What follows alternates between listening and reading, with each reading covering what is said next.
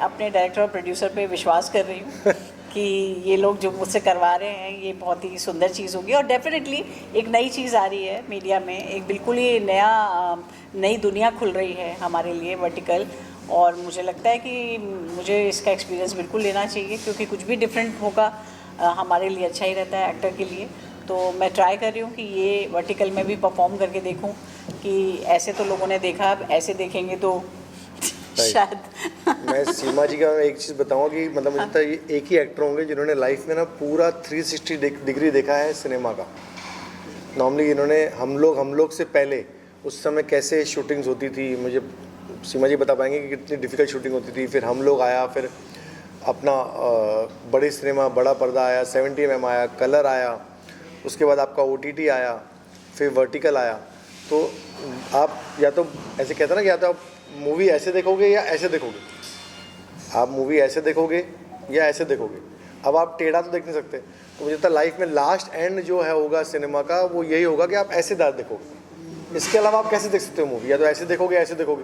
तो मुझे लगता है सीमा जी, मैं बहुत लकी हूँ कि सीमा जी एक तो हमारे साथ करने को उन्होंने एग्री किया, और दूसरा सबसे बड़ी चीज़ है कि मतलब she is I call her a living legend. She has seen the complete 360 degree which is मतलब is not less than a Guinness record for any actor to do that, and I don't think so anybody will be able to experience and do this what Seema ji has done in one life.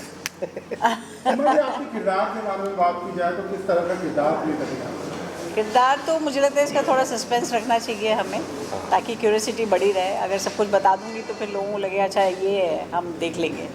पर मुझे लगता है कि काफ़ी double shade character है और दो तरफा चलता है, कभी कुछ बनता है कभी कुछ बनता है।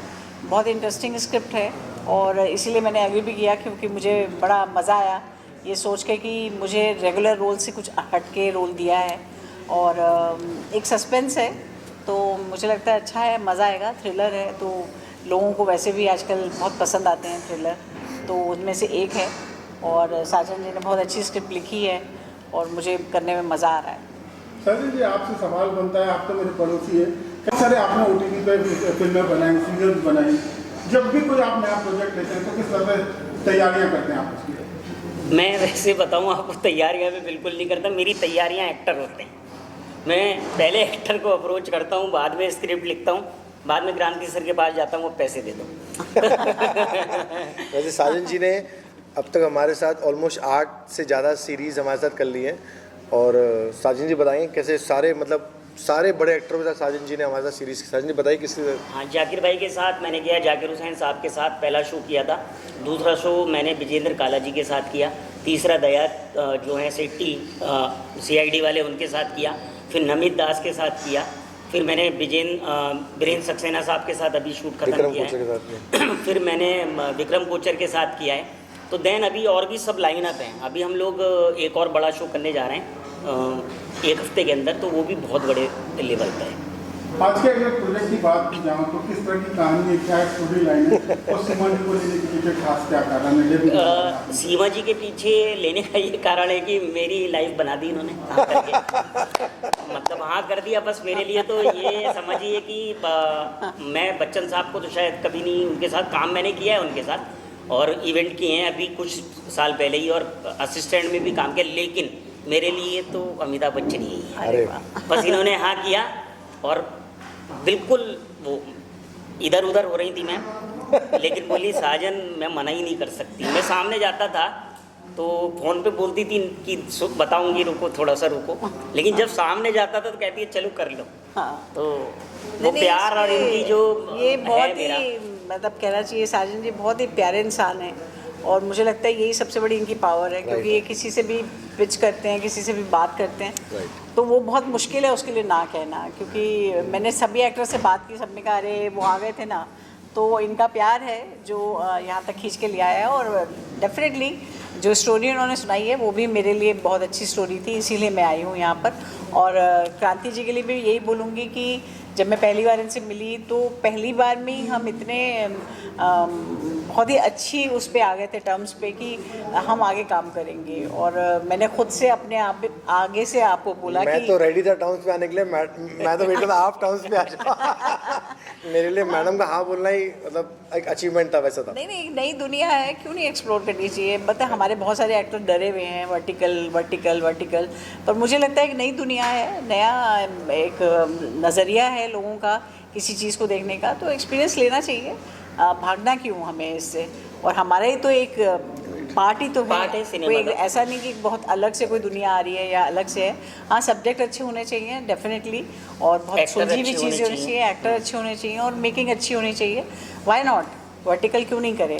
क्रांति जी, आपसे सवाल बनता है, लगभग 1 साल हो जाएंगे वर्टिकल को, हाँ जी। बहुत तेजी से कामयाबी मिल रही है, आप लोगों का भी बहुत बड़ा योगदान है। इस जर्नी को किस तरह से देखते हैं? शायद पैनोरामा के साथ भी आपको कुछ टाइप हुआ, उसके बारे में कुछ रोशनी डालिए। मतलब कुमार जी हमारे मेरे बहुत से दोस्त भी हैं, और मैं तो प्राउड फील करता हूँ कि पैनोरामा ने इनिशिएटिव लिया और हमारी कंपनी में इन्वेस्ट किया, और पैनोरामा एज ए पार्टनर आ गए हैं रॉकेट डील्स में। ये तो अनाउंसमेंट भी 3-4 दिन पहले आ गया था, तो वो हमारे लिए एक बड़ी चीज़ थी।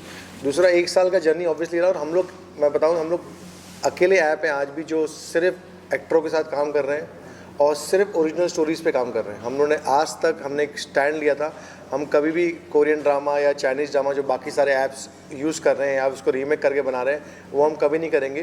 कि विक्रम सर भी हमारे साथ है, विक्रम भट्ट सर भी हमारे साथ हैं। तो विक्रम भट्ट सर इनिशियली से जुड़े हुए हैं कंपनी के साथ, तो उन्होंने एक चीज़ कहा था, क्रांति हमारे देश में ना बहुत सारी स्टोरीज़ हैं यार, हमारे पास इतनी सारी स्टोरीज, हमारी कंट्री मानी जाती है स्टोरी टेलिंग के लिए। आज हमारी स्टोरी की वजह से हमारे स्टार आज बाकी के देशों में सुपरस्टार्स हैं। आज आप कोई भी पाकिस्तान चले जाओ, बांग्लादेश चले जाओ, गल्फ चले जाओ, कहीं भी चले जाओ, नेपाल चले जाओ, जो हमारे स्टार्स ना वहाँ पे सुपरस्टार्स, रीज़न है कि हमने उनको इतनी फीडिंग की, हमने इतनी स्टोरीज़ दी, इतनी अच्छी अच्छी कहानियाँ दी, यहाँ के एक्टर वहाँ के सुपरस्टार बन गए। और यही रीज़न था हमारा भी एक वर्टिकल स्टार्ट करने का, क्योंकि बहुत ज़्यादा कोरियन और बहुत ज़्यादा चाइनीज़ का हमारे इंडिया में ना एक प्रेजेंस होते जा रहा था। अगर आप देखोगे ना, जैसे मेरी बड़ी डॉटर, मैं हमेशा बोलता हूँ मेरी बड़ी डॉटर है जो 15 साल की है, उसके सारे फ्रेंड्स ना कोरियन बहुत देख रहे हैं। आपको भी पता होगा, बहुत आजकल लोग कोरियन देख रहे हैं, कोरियन खाना खा रहे हैं, कोरियन में बात कर रहे हैं। और मेरी वाइफ की फ्रेंड्स कोरियन ड्रामाज देख रही है। अब क्या हो रहा है ना, कैसा होता है ना, जैसे भी उस दिन हम रिसर्च करते थे, हम डिस्कस करते रहते हैं। अब एक पिक्चर आई थी धुरंधर, अक्षय खन्ना ने रोल किया उसमें। अक्षय खन्ना इस जनरेशन के लिए सबसे बड़ा स्टार हो गया, वो उसका स्टेप है, क्योंकि इस जनरेशन ने अक्षय खन्ना को कभी देखा ही नहीं पहले। ना उन्होंने उसकी दृश्यम देखी, ना उन्होंने उनकी सेक्शन 370 देखी, उन्होंने सिर्फ उसको इधर देखा। तो ये जो इम्पैक्ट आ रहा है ना बाकी कंट्रीज़ का हमारे ऊपर, अगर हम लोग ने इसे नहीं शुरू किया, हम लोग उसको नहीं बढ़ाया ना आगे, तो ये धीरे धीरे इनके स्टार्स, इनके सुपरस्टार्स या हमारे सुपरस्टार्स बन जाएंगे, जो आज हमारी स्थिति है वर्ल्ड वाइड। तो इसलिए हमें आना जरूरी था। जब मेरी अमेज़ॉन से बात हुई, आज हम अमेज़ॉन ने हमारे 20 सीरीज़ लिए हुए हैं नॉन एक्सक्लूसिव, जब हमारी अमेज़ॉन से बात हुई तो मैंने यही कहा था, सर आप आ रहे हो, मेरे लिए कंपटीशन नहीं है, मैं बहुत खुश हूँ आप आ रहे हो, क्योंकि मैं कब तक चिल्लाऊंगा अकेले एक्टरों के एक्टर आओ अच्छे लोग आ रहे हैं। क्योंकि कंटेंट हमारे देश में बहुत ज़्यादा है, हमारे देश में स्टोरीज बहुत ज़्यादा है। और माइक्रो ड्रामा में ऐसा हो गया ना, लोग रील्स देख के ना थोड़ा तो फेडअप टाइप हो गए। मतलब अगर सीमा जी जैसे रील्स कर रही है एग्जांपल, तो सीमा जी ने एक रील डाला, कहीं ट्रैवल पे गई, एक फ़ोटो उठा के डाल दिया। अब लोगों को वो उससे ना लोगों का ना डोपामाइन पूरा नहीं हो रहा। एक डोपामाइन है, अब वो 2 मिनट में उनका डोपामाइन खत्म हो जाता है। उनको चाहिए पूरी स्टोरी, सीमा जी के साथ वहाँ पे क्या हुआ, सीमा जी के साथ कोई घटना घटी, सीमा जी के साथ कोई गॉसिप हुआ, सीमा जी के साथ क्या हुआ, तो उन्हें पूरा का पूरा स्टोरी जानना है। जैसे फॉर एग्जाम्पल अगर आप अभी हम बहुत सारी रियल स्टोरीज और रियल चीज़ों पे कर रहे हैं, अभी हम पोर्शे केस पे कर रहे हैं, हम सिया वाले केस पे कर रहे हैं, तो लोगों को ना जैसे पोर्शे केस में एक लड़के ने गाड़ी से उड़ा दिया, पुलिस ने अरेस्ट किया, बाप ने खून दिया, इतना पता है एग्जैक्टली हुआ क्या, उसके पीछे की स्टोरी क्या है, उनका मेंटेलिटी क्या चला, फैमिली में क्या ड्रामा हुआ, पुलिस में क्या ड्रामा हुआ, चीज़ें कहाँ तक पहुँची, ये सबको पूरा जानना है। ये रीज़न है कि माइक्रो ड्रामा का सक्सेस बहुत बढ़ रहा है, वर्टिकल्स का सक्सेस बहुत बढ़ रहा है। और जैसे आपको बता दूं, हम सिर्फ वर्टिकल्स नहीं कर रहे, अगर आप यहाँ पे भी देखेंगे तो हम वर्टिकल और हॉरिजॉन्टल दोनों कर रहे हैं। हम अकेले ऐप हैं जिन्होंने 4 महीना पहले शुरू किया, हमने वर्टिकल हॉरिजॉन्टल दोनों शूट साथ में शुरू किया। हाँ, और अभी तक हम करीब 30 सीरीज़ हॉरिजॉन्टल भी बना चुके हैं, ये हमारी 30वीं सीरीज़ है। आज हमारे 4 शूट चल रहे हैं साइमल्टेनियसली। हमारा यहाँ पे एक शूट चल रहा है, हमारा नासिक में एक शूट चल रहा है जहाँ पे अंकुश भट्ट सर शूट कर रहे हैं, हमारे इस समय मनाली में एक शूट चालू है जहाँ पे अजीज़ कर रहा है, हमारी एक शूट अभी आज दहीसर में चालू है जहाँ पे सोनू सूद सर के पार्टनर हैं अजय धामा, वो हमारे लिए प्रोड्यूस कर रहे हैं। तो हम आज 4 साइमल्टेनियसली शूट कर रहे हैं और चारों के चारों वर्टिकल और हॉरिजॉन्टल साथ में शूट हो रहे हैं। ऑब्वियसली ये हमारा सबसे बड़ा शूट है, मतलब हमारे सीरीज़ का, हमारे ऐप का वन ऑफ द सबसे टॉप 2 या टॉप 3 में ये सीरीज़ रहेगी, क्योंकि सीमा पावा जी है तो इसमें तो कोई दो राय नहीं है। बट बाकी सारे शूट्स भी हमारे लिए बहुत इंपॉर्टेंट है, साइमल्टेनियसली चल रहे हैं। आपको देखना स्टार्ट किया है, तब से लेकर अब तक आप क्या देखोगे इंडस्ट्री में कितना चेंजेस आया मेकिंग को लेकर, टेक्नोलॉजी को लेकर, और एज ए एक्टर अब तक एक्टिंग करना और सबके साथ में कोप अप करना कितना हार्ड या कितना ईजी है, कितना चेंजेस आया? हाँ जी, ये सवाल ना बहुत इम्पोर्टेंट सवाल है, और स्पेशली मेरे लिए, इसलिए क्योंकि जब मैंने शुरू किया था 1968 में, तब रिकॉर्डिंग सिस्टम ही नहीं था टेलीविज़न में, लाइव टेलीकास्ट होता था। तो लाइव टेलीकास्ट में अगर आपसे गलती हुई तो गलती हुई, कट की कोई गुंजाइश नहीं थी। जैसे थिएटर है वैसे ही टेलीविज़न था। उसके बाद रिकॉर्डिंग सिस्टम आया, तो रिकॉर्डिंग सिस्टम में एक रील होती थी बड़ी वाली, उस रील में एडिटिंग नहीं होती थी। तो अगर आपने फर्स्ट सीन से शुरू किया और मान लीजिए आप छठे सीन में या सातवें सीन में कोई गलती करते हैं, तो आपको फिर से फर्स्ट सीन से शुरू करना पड़ेगा, क्योंकि एडिट नहीं कर सकते थे। तो बहुत टाइम जाता था, क्योंकि आपको रात भर बैठना पड़ता था। जब तक पूरा नाटक ओके नहीं हो जाएगा तब तक आपका पैकअप नहीं हो सकता था। तो हमें बहुत ज़्यादा बैठना पड़ता था। उसके अलावा फिर एडिटिंग आई तो सीन वाइज आई कि एक सीन कर सकते हैं पूरा एक साथ, फिर कट करेंगे, फिर एक सीन कर सकते हैं, लेकिन बीच में नहीं कर सकते हैं। तो वो भी मैंने देखा है, उसमें भी मैंने काम किया है। और 3 कैमरा सेटअप से मैं शुरू हुई हूँ, और हमेशा 3 कैमरा सेटअप से ही हम लोग करते रहे हैं काम।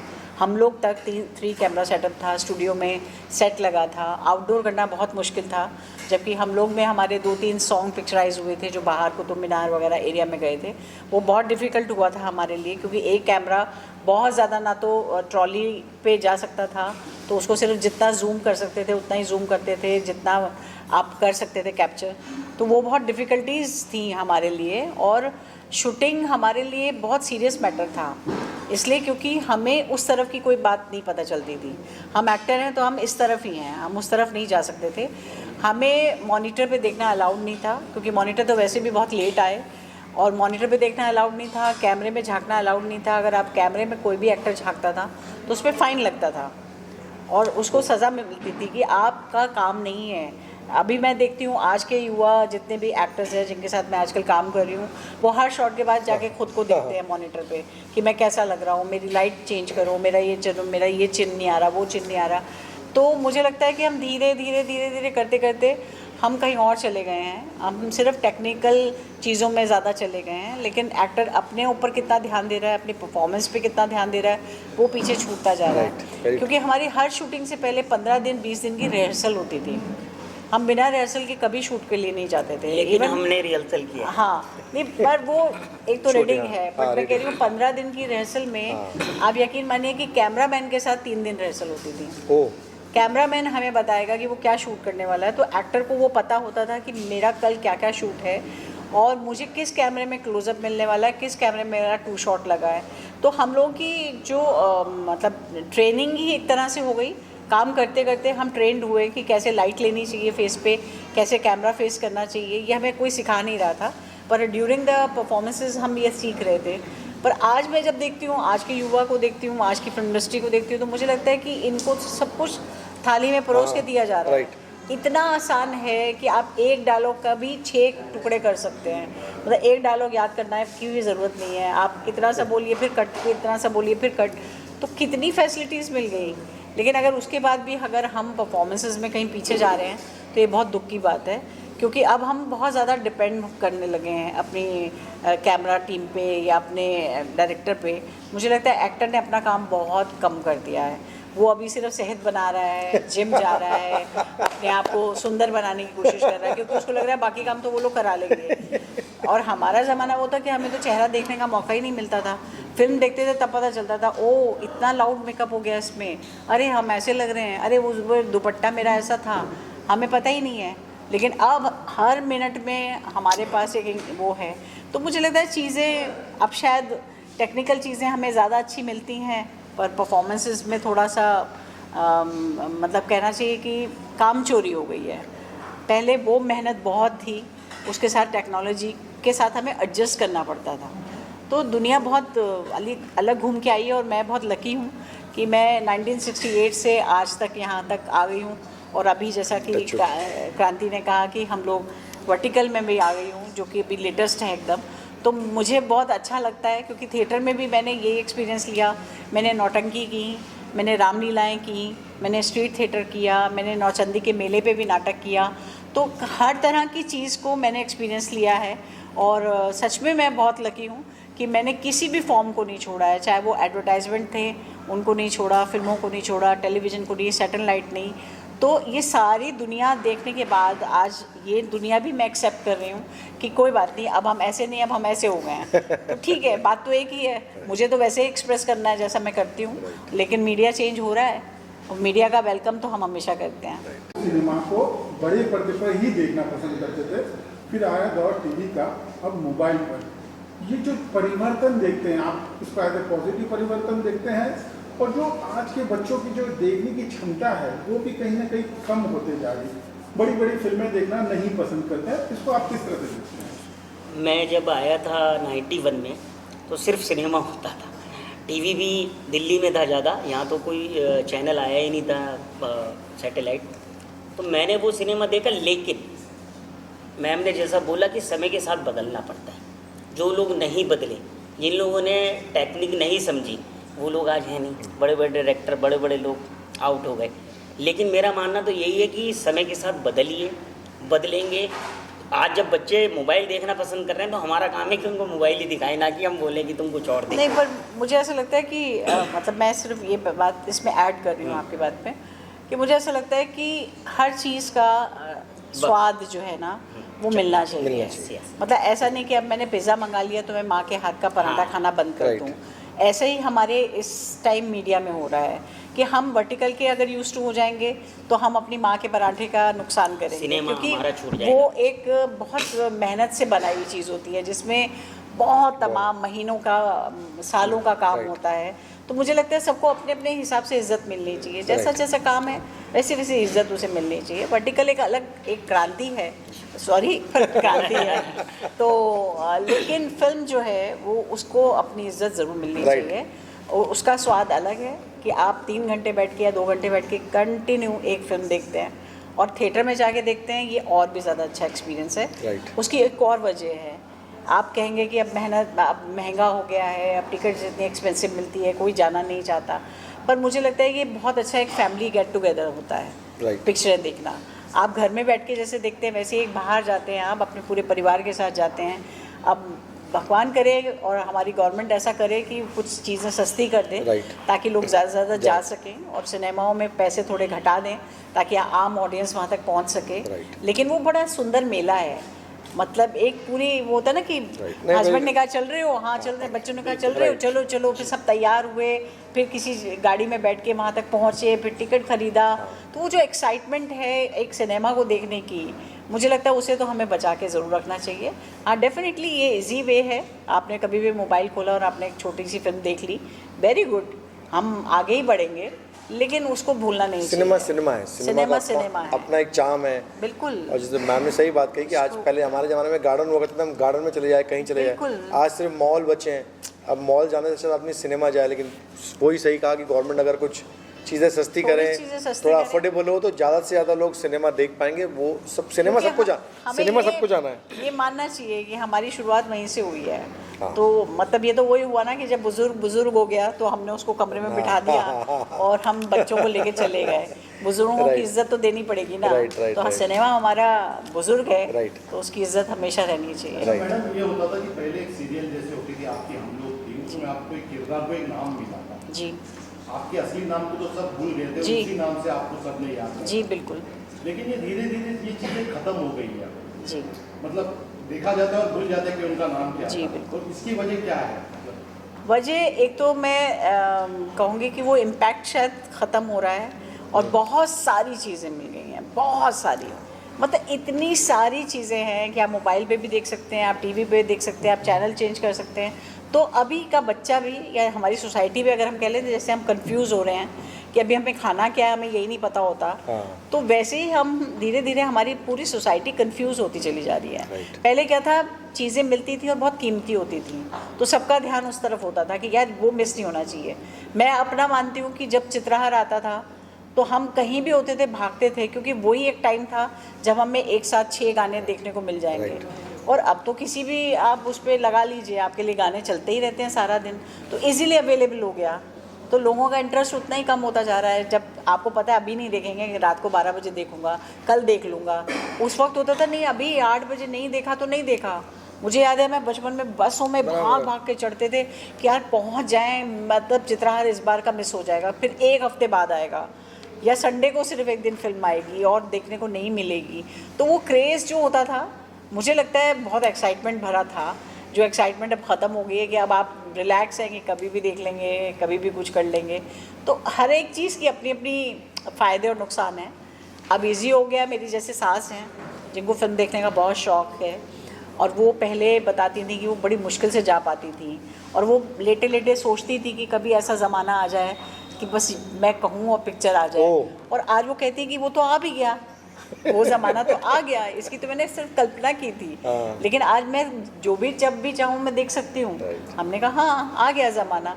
तो चीज़ें अच्छे के लिए भी हुई हैं और कुछ चीज़ें हमने खोई भी हैं उससे। फिल्में बहुत ज़्यादा बनने लगी है, जो एस्टैब्लिश आर्टिस्ट हैं उसको उनको फिर भी काम नहीं मिला क्योंकि उनके रेट्स बहुत ज़्यादा होते हैं। अगर वर्टिकल की बात की जाए तो यहाँ पे तो और भी बाढ़ आ गई। आप खुद ही इतने सारे शोज बनाते हैं, इतनी सारी फिल्में बनाते हैं उसके लिए, तो जो नया टैलेंट है उसके कारण आपको लगता है कहीं ना कहीं जो दिग्गज कलाकार है वो सफ़र कर रहे हैं, क्योंकि नया टैलेंट तो बहुत आसानी से मिल जाता है। नहीं नहीं, ये गलत है। सीमा जी के लिए 6 महीने से मेहनत की है मैंने। जो एक्टर है उसको कभी आप बीट नहीं कर सकते। और मेरा मानना ये है, जो क्रांति सर भी जानते हैं कि साजन ले आता है एक्टरों को, एक्टर हैं तभी रील देखी जाएगी आने वाले टाइम में। ये सिनेमा का रूप ले रहा है मोबाइल, और एक्टर होंगे तो ही रुकेंगे लोग। इसलिए हम लोग बिल्कुल फ्रेश कहानियाँ, अच्छे एक्टर, इसके अंदर 14-15 एक्टर हैं जो सब नोन हैं। साजिया सिद्दीकी हैं, आपके हेमंत पांडे हैं, नासिर अब्दुल्ला हैं, इसके अंदर करिश्मा शर्मा जो आज की सेंसेशन है, विशाल मल्होत्रा हैं, मतलब सारे बड़े एक्टर हैं। तो ऐसा नहीं है, बड़े एक्टरों के साथ ही करता हूँ क्योंकि मुझे पता है ये देखा यही जाने वाला है, वरना हम कुछ छोड़ के सब छोड़ के थोड़ी ना ये शो बनाते।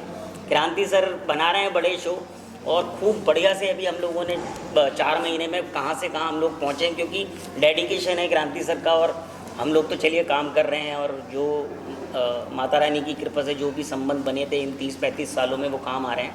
लेकिन इतने काम के लिए भी आप देख रहे होंगे कुक्कू ये कितने बड़े हो गए, लेकिन कहीं कोई एक्टर नहीं है।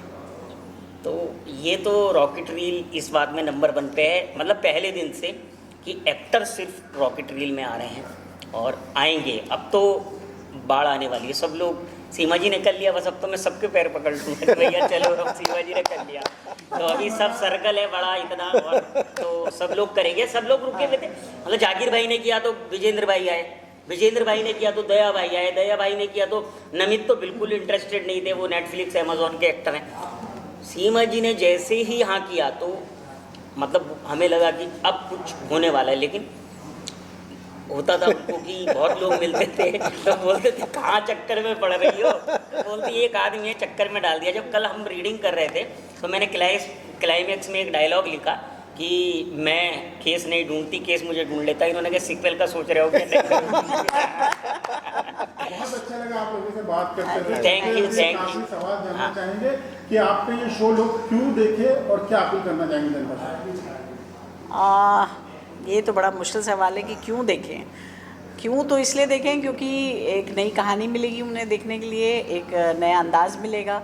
और मुझे लगता है कि आज के दौर में जिस तरह की कहानियों का सिलसिला चल रहा है उसमें कहानी थोड़ी हटके है, जो हमेशा हर लोग बोलते हैं कि हमारी कहानी थोड़ी हटके है, लेकिन वाकई तो ये हटके है। लेकिन इसके अलावा आपको इसमें सीमा जी देखने को मिलेंगी, सीमा बाबा देखने को मिलेंगी, और सारे एक्टर मिलेंगे, परफॉर्मेंस मिलेगी और कहानी मिलेगी।